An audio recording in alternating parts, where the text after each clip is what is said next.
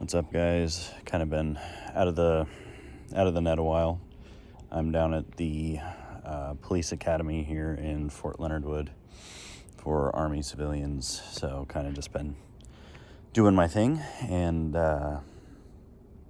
learning how to be a policeman. So no matter how long you're in the military, no matter what your job, if you go to work for the Department of the Army as a 0083 job series, which is police, you are going to have to come here. I'll do a video on it once I'm actually done and graduate, but the actual purpose of today's video was before I came down here, I installed a Corsa 3-inch exhaust. I'll put a link to it in the description. I don't remember the model name and product number and so on. And so far, I've been pretty pleased with it. My truck is the 3.5 liter Ecoboost. So it's the twin turbo V6. And because it's turbocharged and it's a V6, it's gonna sound a little bit, trying to think of a polite way to say it here. It's going to sound a little bit tunerish because it's not a V8. There's not a whole lot of back pressure to deal with, so you're not going to have a nice rumble like you would if you had the 5-liter Coyote. But the 3.5 in a lot of ways is actually the more ideal application, at least for me, right? So, and it's about got the same horsepower and torque figures as the 5-liter. More or less. I don't have them ready to hand, but it's a very good competitor. So I'm going to prop you up about 18 to 20 something feet away from the truck. I'm going to step out of the frame and I'm going to hit the auto start to do a cold start for you here. Put you guys not right there, it's going to fall off. All right, so that's the truck right back there. It is a cold start. There's a little bit of dirt on the exhaust, so there's probably going to be some condensation and stuff that comes out. It blows a little bit of white smoke. There's no actual engine deficiency. It's just normal startup stuff. So, enough yapping.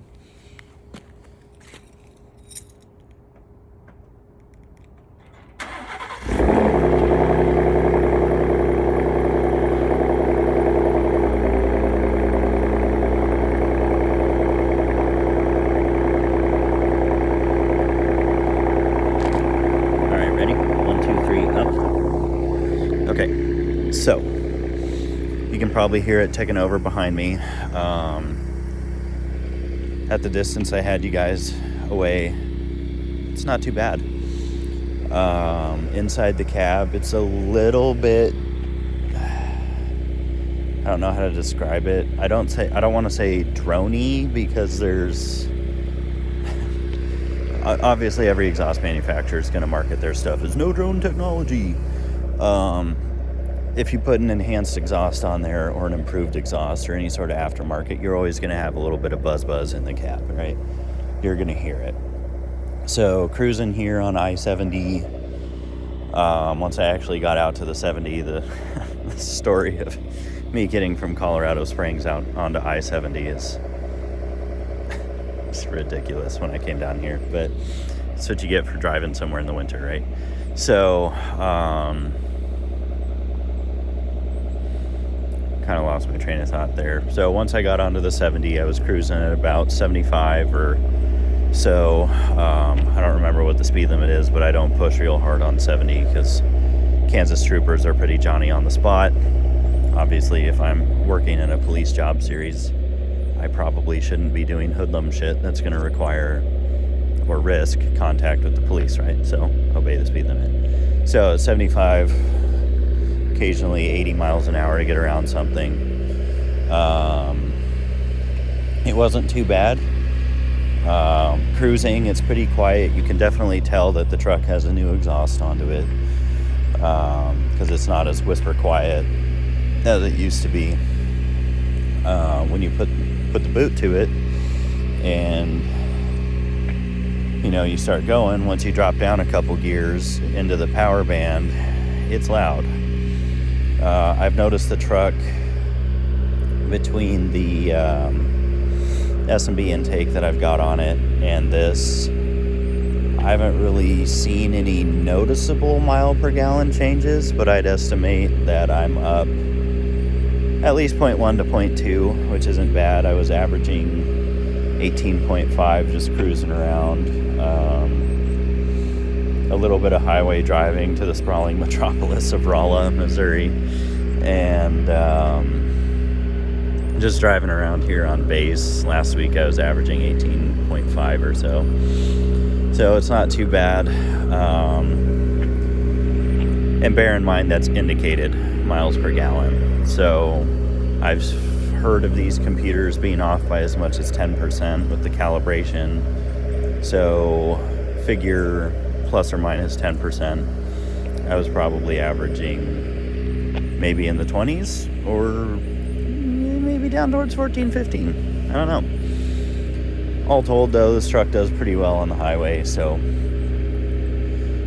coming back here the end of March when I go back to Colorado, I'm going to have my mom and dad with me, so I'll have a little more chance to see how the truck does, kind of loaded down with people and, you know, the assorted odds and ends that people bring on trips with them. So we'll kind of see how she does. But yeah, anyways, I'm going to swing back towards the aft end of the truck and kind of let you listen to it. You'll probably hear it increase as we get a little closer. So I'm starting from parallel with the extreme forward end of my grill guard, bash bar, whatever you want to call it, and moving backwards on the truck. I will be quiet until I wrap around to the driver's side, and then we'll close out the video.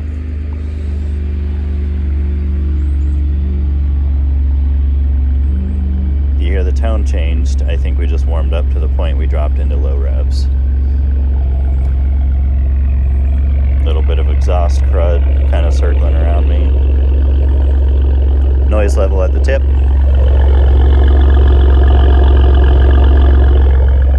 Not too bad.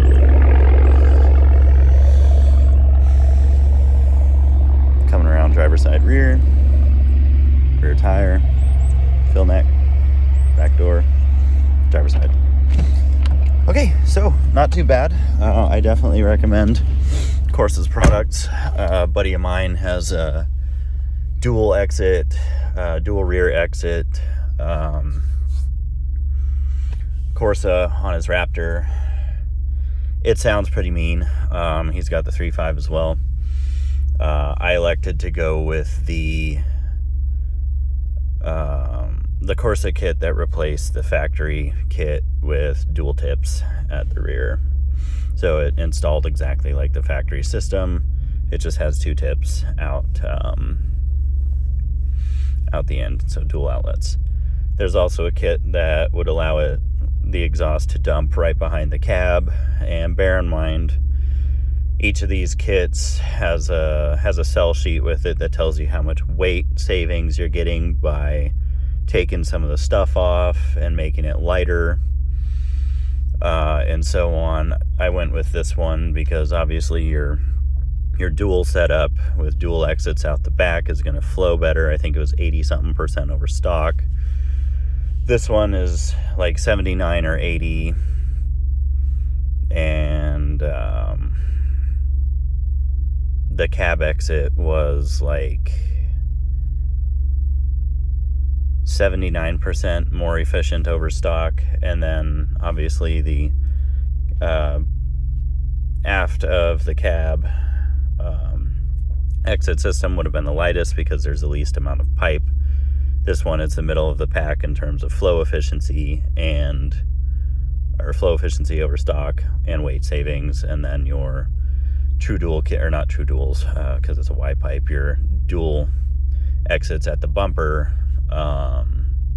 was the heaviest because obviously you have to run a dog leg to get around your back tire. It's not a true dual kit. So I'll pull the data from the Corsa website. I'll put the link in here. This is on a 2021 F-150 with the 3.5 Ecoboost again. The install was pretty easy. I didn't do a video because I had to use a poor man's jack and bump up my passenger side onto a curb to be able to access everything, and my truck just did not want to come apart as specified. Back near the resonator chamber, there's a flex pipe section, and there's a key that you're supposed to be able to rotate the exhaust tip to unlock. My truck just did not want to let it go. So I ended up dropping the entire exhaust system en masse and using a ratchet strap to kind of belay the rear end of the exhaust system to the ground so I didn't rip anything off the axle, because you've got some ABS stuff and other stuff that bridges over the top of the axle. So anyways, where I was going with that is you're not really able to get a camera in there, and I was doing some pretty intense wiggle worm shrimp style, low crawling on my back to get under there. And at 31 years old with some neck and spine damage from my service, there was a lot of not YouTube friendly language used. So I figure you guys already know how to swear, and I shouldn't teach you any complex Army swear stuff. So anyways, that's why I didn't do a video on that. I didn't have a second set of hands. I just wanted to get the job done. But overall, the install was pretty easy. Once I got the factory crap system out of there, it wasn't too bad.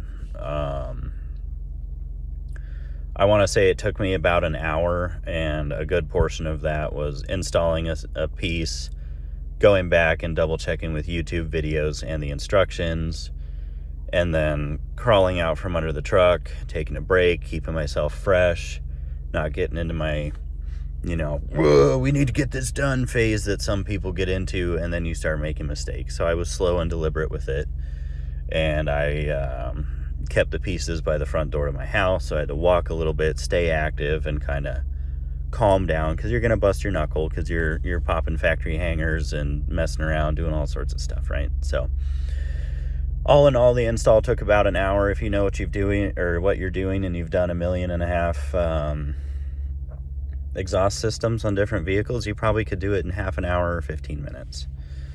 And then once I got down here to Missouri, I went to Muffler Mart in Rolla. What's up, guys? You rule.